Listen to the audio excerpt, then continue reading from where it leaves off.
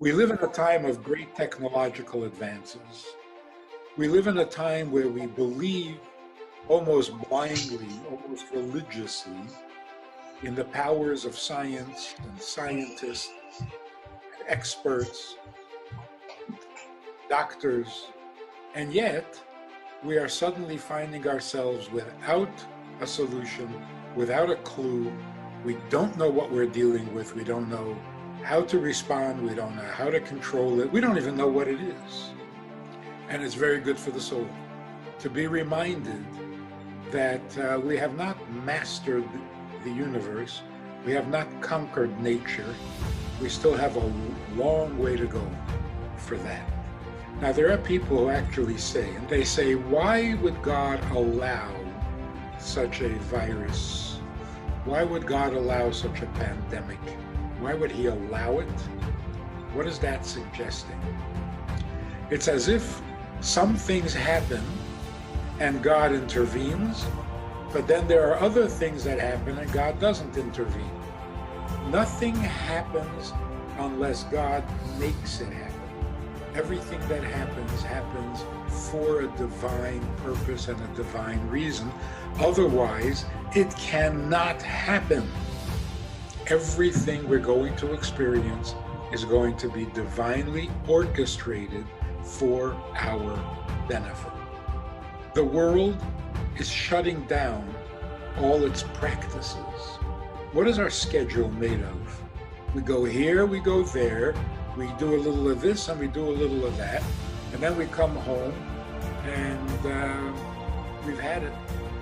All of a sudden, without anyone saying a word, no theater, no partying, no traveling, no going anywhere. All our habits have now been canceled. We have been freed and liberated from our Mitzrayim. We are so caught up in these things that we actually started to believe that that's what life is about. Life is about going to school, going to work, going to parties, going to a theater, going for some entertainment, going for some shopping. That's life. Now we're seeing it's not. This is a very good thing. The break of habit that this virus is bringing is such a fantastic opportunity to change the habits we've been trying or hoping to change, planning to change for years. But, you know, an hour goes by, a week goes by, a month goes by, and you haven't changed it. Now we have the perfect opportunity. Everything is changing anyway. We can now have the life we choose. We are encouraged by events to rethink where we put our energies. What are we living for? What are we getting up in the morning for? The world is going to be a much better place as soon as this thing is over. That is really a pre-Pesach message. Every generation has to come out of its Mitzrayim, out of its enslavement.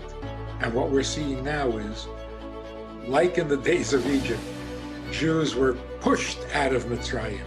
Here we're being pushed out of our habits. We're not asked, we didn't volunteer, it's being done for us.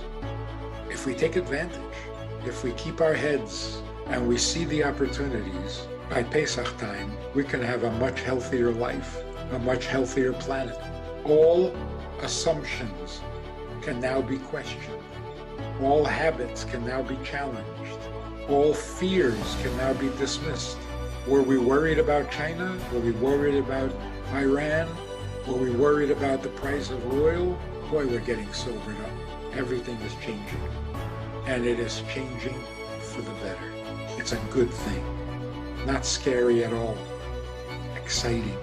And we are maturing as a human race. That is a beautiful thing. It's not a warning. It's not a punishment. It's not doomsday. This is going to pass.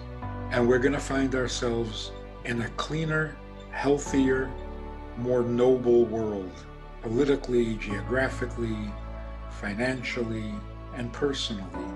So now is the time to think not of ourselves but of others, We have to become more alive, more enthusiastic about our mission and our purpose.